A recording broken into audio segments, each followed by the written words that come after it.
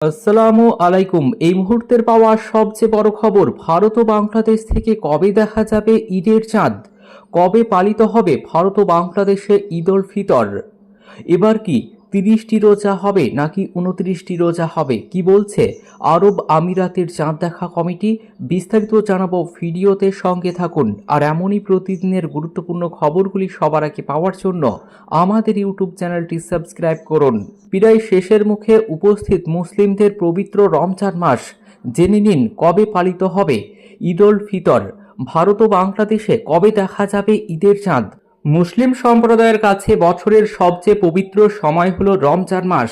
এই মাসে সূর্যোদয় থেকে সূর্য অস্ত পর্যন্ত রোজা অর্থাৎ উপবাস রাখেন ধর্মপ্রাণ মুসলিমরা।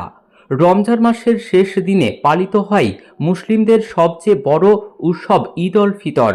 এবছর অর্থাৎ ২০২৬ সালে ভারত ও বাংলাদেশে রমজান মাস শুরু হয় ১৮ই ফেব্রুয়ারি থেকে। রমজান মাসের শেষ ১০ দিন আশুরা নামে পরিচিত। এই সময় ঈদ পালনের প্রস্তুতি তুঙ্গে ওঠে। কবে পালিত হবে ভারত ও বাংলাদেশে ঈদ উল ফিতর?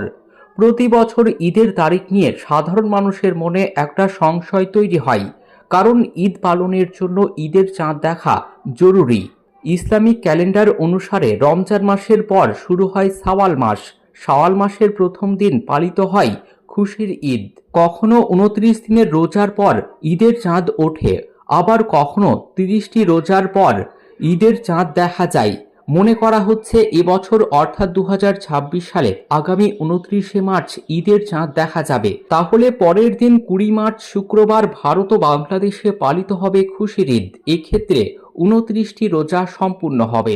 আর চাঁদ যদি ২০ মার্চ শুক্রবার দেখা যায়, তাহলে ২১শে মার্চ শনিবার ভারত ও বাংলাদেশে পালিত হবে ঈদ উল ফিতর। ভারত ও বাংলাদেশে সাধারণত সৌদি আরবের একদিন পর পালিত হয় ঈদ, কারণ সাধারণত সৌদি আরবের একদিন পর ভারত ও বাংলাদেশে দেখা যায় ঈদের চাঁদ।